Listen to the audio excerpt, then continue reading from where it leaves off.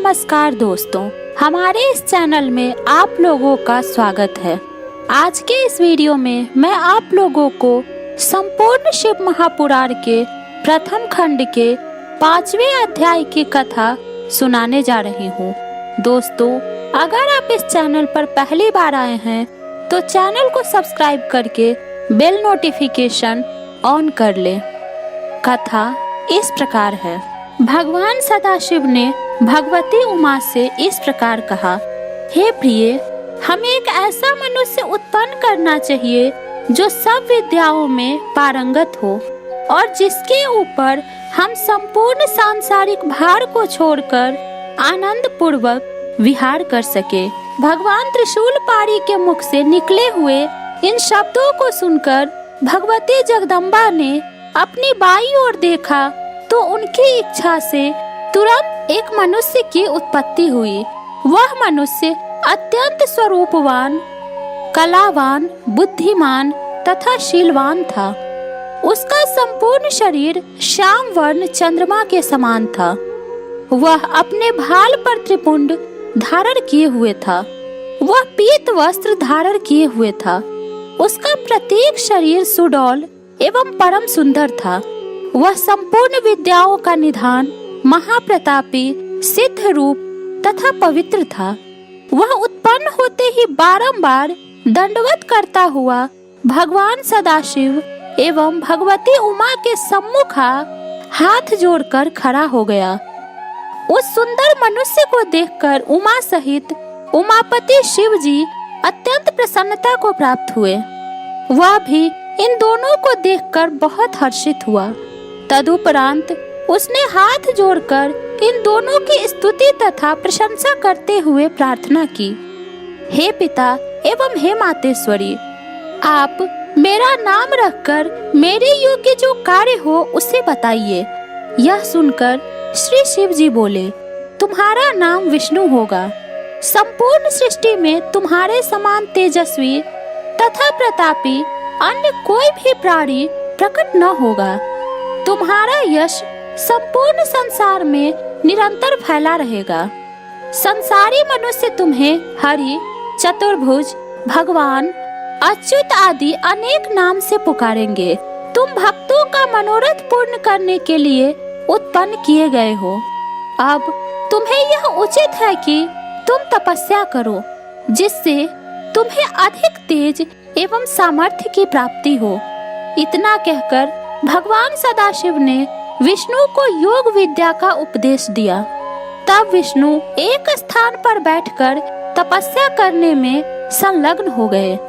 हे नारद, वे 12 दिव्य सहस्त्र वर्ष पर्यंत एक ही आसन पर बैठे हुए योग साधन द्वारा भगवान सदाशिव का ध्यान करते रहे, परंतु जब उन्हें तपस्या का कुछ भी फल प्राप्त नहीं हुआ तो उनके शरीर में अत्यंत शोक हुआ।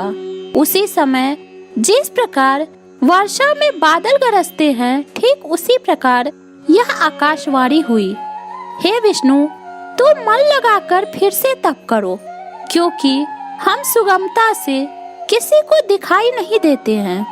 इस आकाशवाणी को सुनकर उन्होंने पुनः अत्यंत कठिन तप करना आरंभ किया। उस कठिन तपस्या के कारण विष्णु के पवित्र शरीर से इतना पसीना निकला कि उससे एक नदी बह चली। उस अवस्था में बैठे हुए विष्णु जब मूर्छित हो गए, तब उनका नाम तीनों लोकों में हर नारायण प्रसिद्ध हुआ। वे इस प्रकार मूर्छित हो गए कि जैसे कोई निद्रा में शयन कर रहा हो। उसी दशा में भगवान सदाशिव की इच्छा से विष्णु की नाभि से एक कमल की उत्पत्ति हुई। उस कमल में बहुत सी पंखुड़ियां थी। वह देखने में बहुत ऊंचा, अत्यंत मनोहर तथा लंबा था। ब्रह्मा जी बोले, हे नारद, विष्णु को उत्पन्न करने के पश्चात भगवान सदाशिव ने मुझे अपनी दाहिनी भुजा से उत्पन्न किया और उसी कमल में बैठा दिया। मेरा रंग लाल था। मेरे 4 मस्तक थे जो चारों दिशाओं की ओर खुल रहे थे। मेरे अन्य सभी अंग विष्णु के समान ही थे। मैं भी अत्यंत सामर्थ्यवान एवं तेजस्वी था। उसी समय मैंने यह आकाशवाणी सुनी, हे पुत्र, तुम्हारे अज, ब्रह्मा, धाता, विधाता, प्रजेश, परमेष्ठी, बहुगर्भ आदि अनेक नाम होंगे, परंतु मैं उस समय यह नहीं जान सका कि मुझे उत्पन्न करने वाला कौन है। हे नारद, भगवान सदाशिव की माया तीनों भुवनों को घेरे हुए है। वे जो चाहते हैं वही होता है। अस्तु, जब मैं यह नहीं जान सका कि मैं किसके द्वारा उत्पन्न हुआ हूँ और किसका पुत्र हूँ तथा उस कमल के पुष्प की जड़ कहाँ है, तब मैंने अपने मन में यह विचार किया कि जिसके मूल से यह कमल का पुष्प उत्पन्न हुआ है वही मेरा पिता होगा।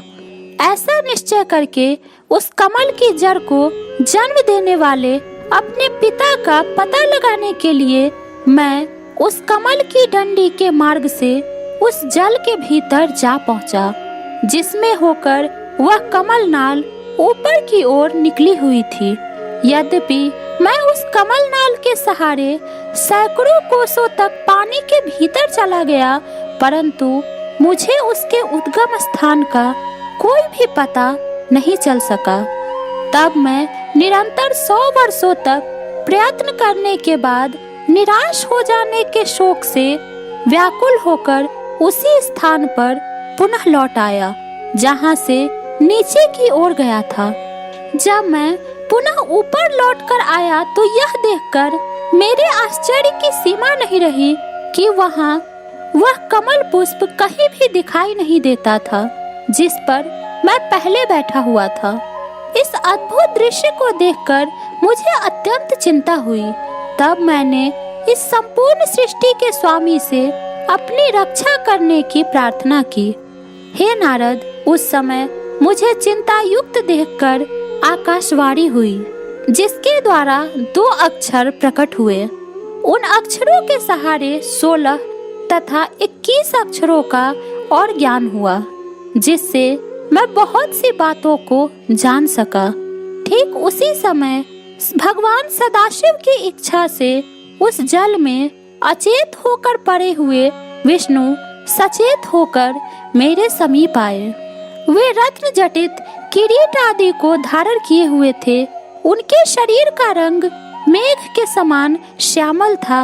उनके उस मनोहारी प्रकाशवान स्वरूप को देखकर मैं आश्चर्यचकित रह गया।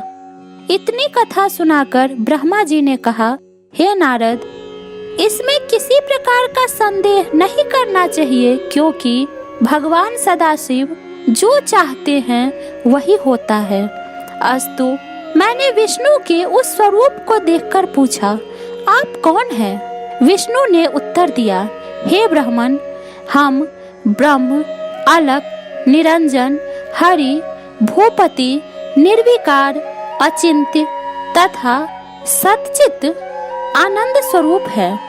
हम तुम्हारे पिता हैं और हमारे ही नाभि कमल द्वारा तुम्हारी उत्पत्ति हुई है। अब तुम निर्भय हो जाओ, क्योंकि हम तुम्हारे रक्षक हैं।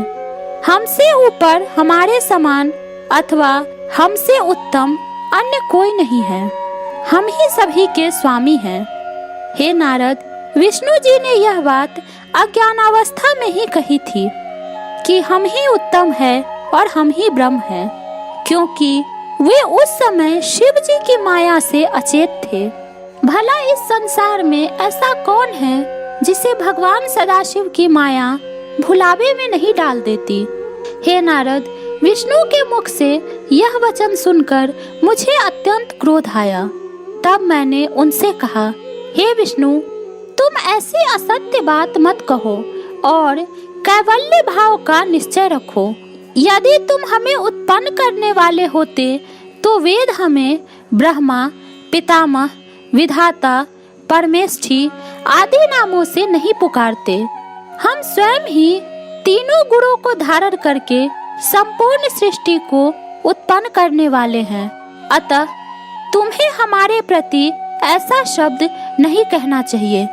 मेरी बात सुनकर विष्णु बोले, हे ब्रह्मा, तुम्हें ऐसे अज्ञान में पड़ना उचित नहीं है। इस सृष्टि को उत्पन्न करने वाले तुम नहीं हो, बल्कि हम हैं। हम ही सब जीवों को उत्पन्न करके उसका पालन करते हैं और प्रलय काल में सबको नष्ट कर देते हैं। हमारे हरि, ईश, अच्युत आदि सर्वोत्तम नाम है। हमारी माया के वशीभूत होकर सब लोग अपना ज्ञान भुला बैठते हैं, इसलिए तुम भी ऐसा कह रहे हो। इसमें तुम्हारा कोई दोष नहीं है। यह संपूर्ण संसार हमारे द्वारा ही उत्पन्न हुआ है और हमारे ही अधीन बना रहता है। हम ही ने वेदों को बनाया है और तुम्हें नाभि कमल द्वारा उत्पन्न किया है। हमसे अधिक श्रेष्ठ अन्य कोई नहीं है। तुम अपने नामों पर अहंकार मत करो और क्रोध को त्याग कर जो वचन कहने योग्य तथा उचित है उन्हीं का प्रयोग करो। जिस प्रकार अंधा मनुष्य आंखों की महिमा का, निर्धन मनुष्य धनवान की अवस्था का वर्णन करे, उसी प्रकार वेद ने भी तुम्हारे नामों का वर्णन किया है। यदि तुम हमारा पूजन करोगे तो वह शुभ होगा, अन्यथा हम तुम्हें अपनी शक्ति द्वारा नष्ट कर देंगे। हे नारद, विष्णु के ऐसे अहंकार पूर्ण शब्द सुनकर पहले तो मुझे बहुत हंसी आई, फिर हृदय में इतना क्रोध उत्पन्न हुआ कि मैं उनका शत्रु बन गया और उनसे इस प्रकार कहने लगा, हे विष्णु, जिस प्रकार गुरु अपने शिष्य को झिरक कर बुलाता है, उसी प्रकार तुम हमें उपदेश क्यों दे रहे हो? हे नारद, परस्पर इस प्रकार कहते हुए हम तथा विष्णु आपस में युद्ध करने लगे। शिव जी की माया से मोहित होकर हम दोनों ने बहुत समय तक खूब युद्ध किया, क्योंकि हम दोनों ही अपने को संपूर्ण सृष्टि का स्वामी समझते थे। दोस्तों, इस प्रकार संपूर्ण शिव महापुराण के प्रथम खंड के 5वें अध्याय की कथा पूर्ण हुई। यह कथा आपको कैसी लगी हमें कमेंट में बताने का प्रयास करें। वीडियो को लाइक करें और अपने दोस्तों के साथ शेयर करें। यदि आप इस चैनल पर पहली बार आए हैं तो चैनल को सब्सक्राइब करके बेल नोटिफिकेशन ऑन कर दें, और यदि आपने सब्सक्राइब कर लिया है तो बहुत बहुत धन्यवाद। दोस्तों, प्रथम खंड के इससे पहले के सभी अध्यायों की कथा हमारे चैनल पर उपलब्ध है। धन्यवाद।